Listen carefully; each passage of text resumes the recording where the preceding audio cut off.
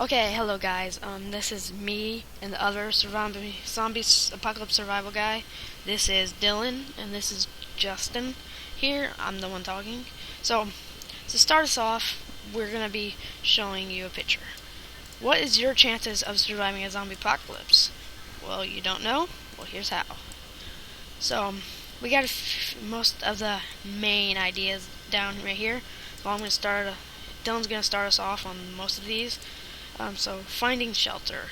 Tell us about that, Dylan. Finding shelter is one of the most important things you have to do, of course, because finding shelter, you have to find somewhere that you can. Don't know what that was. Yeah, you need to find somewhere you know, so you know how to get there, or just somewhere really far away from other people. As in number 2, finding rural areas. I don't know if I spelled that right, but Yeah, I put it find down. rural areas away from cities because when you're When you're in a city, it's usually overpopulated and big disasters, or disasters or anything. So like in big cities, there's usually in a zombie apocalypse, the military send people to big cities because they think there's strength in numbers, but usually that's not true. strength in numbers don't count. It's about your manpower, who is the bigger man than the other people. Most people will chicken out in big disasters like a zombie apocalypse. They will say it's not too nice or something like that. I don't know.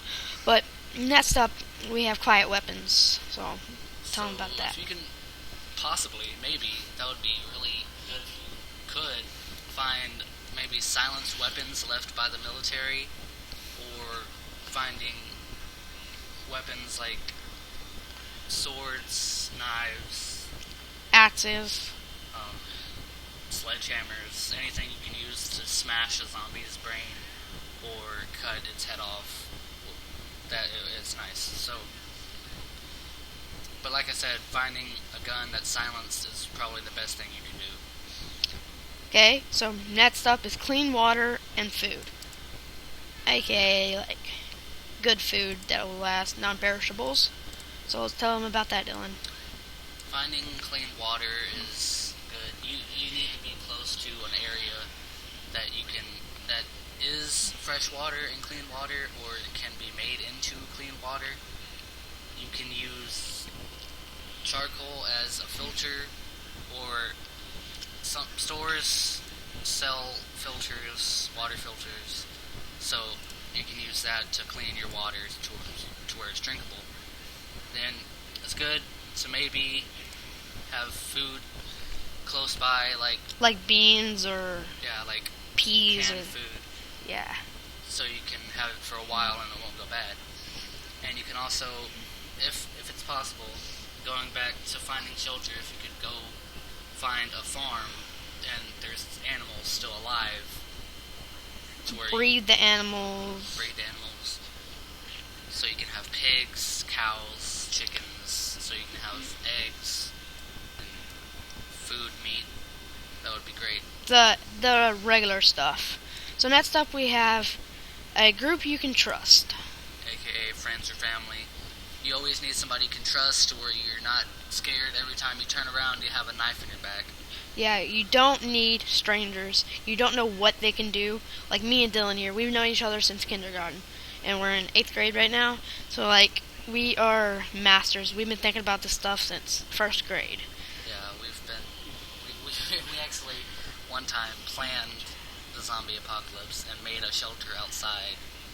It wasn't the best. We were stupid at that time. Yeah, but yeah, it was awesome. So friends or family, if your family goes all crazy, the best thing to do is put them down easily. Sneak up on them, say I'm sorry after you do it.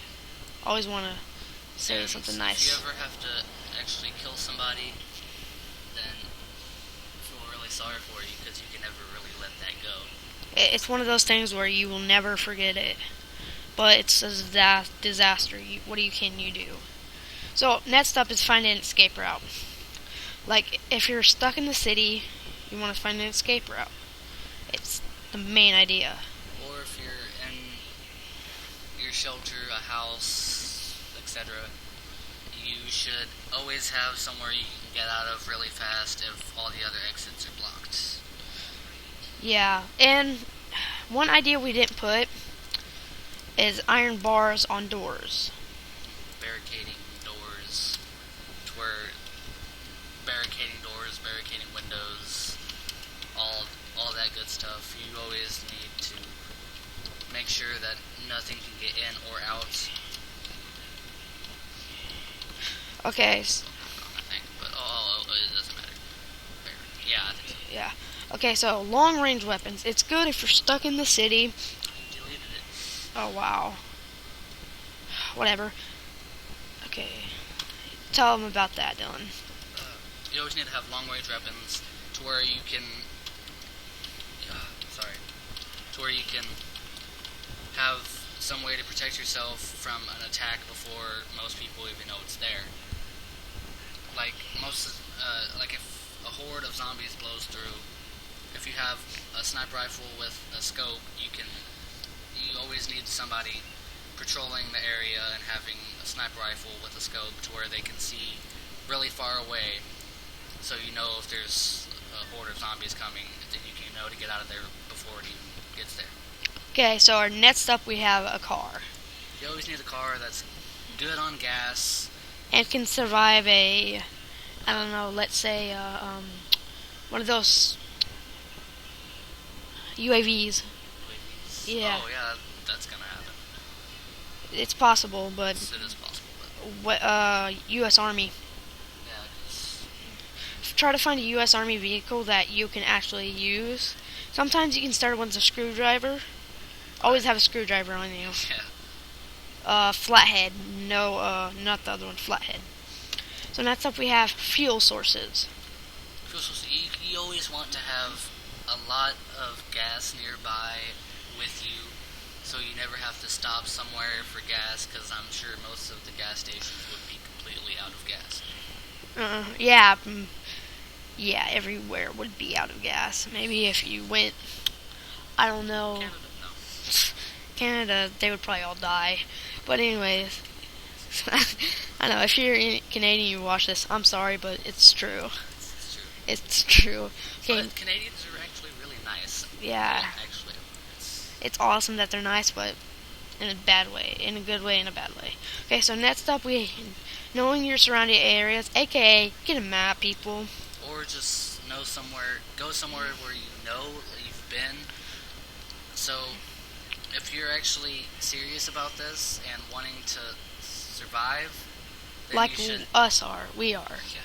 you should always have a map of your surrounding area to where you know exactly where to go. Well then, TV just flickered and really freaked us out. yeah. Okay, back to the thing.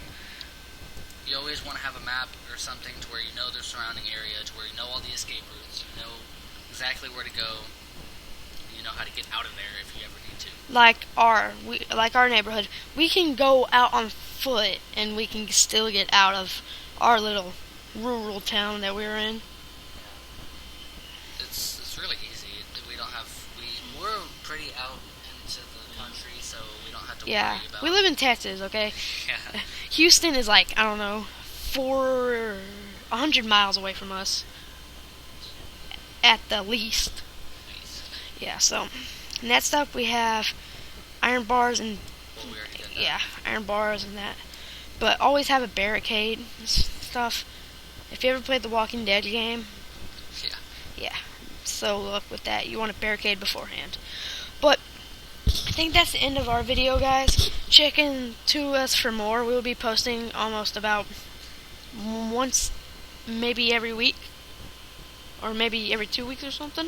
Maybe. Yeah, so that's pretty much it, guys. Tune in to Dylan and Justin for the zombie survival guys. Need to make an intro. Yeah. Tune in next time.